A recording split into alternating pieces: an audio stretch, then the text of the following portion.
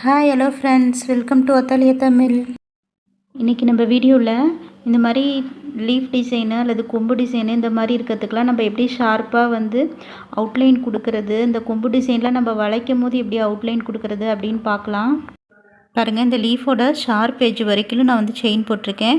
இப்போ வந்து எக்ஸ்ட்ரா ஒரு செயின் போட்டு அந்த நீடியில் வந்து அதே டைரெக்ஷனில் இப்படி லைட்டாக இழுத்து விட்டு அதுக்கப்புறம் வந்து இந்த மாதிரி டர்ன் பண்ணுங்கள்.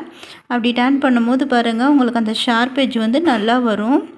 அப்படி இல்லைன்னா சின்னதாக ஒரு லாக் செயின் போட்டு அதுக்கப்புறம் டர்ன் பண்ணுங்கள். அப்பயும் வந்து உங்களுக்கு நல்லா ஷார்ப் எட்ஜ் வரும்.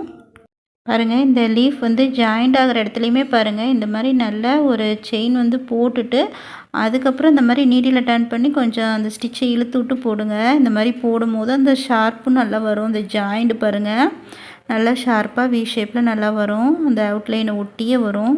அடுத்தது பாருங்கள், இந்த மாதிரி வளைக்கும் போது வெளி சைடு வளைக்கும் போது பாருங்கள், நான் அந்த செயின் ஏற்கனவே போட்டிருக்கேன் இல்லையா, அந்த செயின்லேயே வந்து ஒரு பக்கம் செயினில் வந்து குத்தி எடுத்துகிட்டு அதுக்கப்புறம் வந்து நான் போடுறேன்.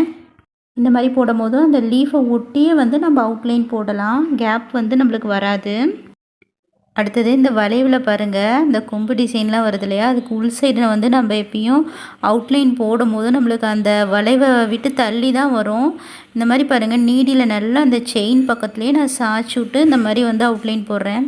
அந்த மாதிரி போடும்போது உங்களுக்கு அந்த வளைவை ஒட்டியே வந்து நல்ல செயின் வந்து வரும். கேப் இல்லாதையும் அவுட்லைன் போடலாம், பார்க்குறதுக்கு வந்து நீட்டாக இருக்கும். பாருங்கள், அவ்வளோதான் ஃப்ரெண்ட்ஸ். நம்ம என்னதான் ஒர்க்கு வந்து நீட்டாக போட்டாலுமே இந்த மாதிரி சின்ன சின்ன விஷயங்கள்லாம் நம்ம வந்து கவனம் எடுத்து நம்ம போடும் போது நம்மளுக்கு ஒர்க்கு வந்து இன்னுமுமே பார்க்க நீட்டாக இருக்கும். அவ்வளோதான் ஃப்ரெண்ட்ஸ், இந்த டிப்ஸ் வந்து உங்களுக்கு யூஸ்ஃபுல்லாக இருக்கும்னு நினைக்கிறேன். யூஸ்ஃபுல்லாக இருந்தால் மறக்காமல் வந்து லைக் பண்ணுங்கள், மறக்காமல் சப்ஸ்கிரைப் பண்ணுங்கள். அப்போ தான் வந்து நான் போடுற எல்லா டிப்ஸ் வீடியோவும் உங்களால் பார்க்க முடியும்.